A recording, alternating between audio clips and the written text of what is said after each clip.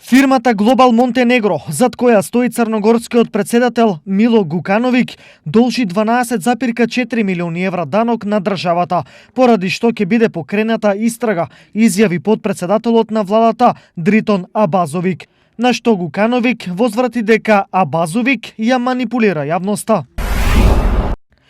Интензивна вакцинација во Грција. Ке се вакцинираат по 8.000 лица дневно.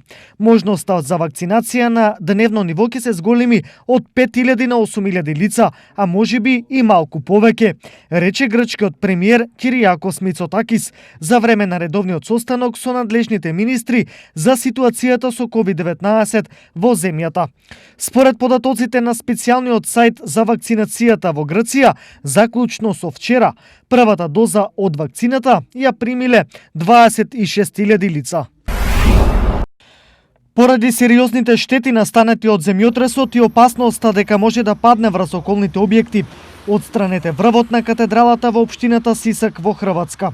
Крстот, односно врвот на катедралата тежок 15 тона, е отстранет денес поради поголема безбедност на населението, а акцијата ја спроведува обучени тимови на пожарникари, припадници на горската служба за спасување, полицијата и итната помош.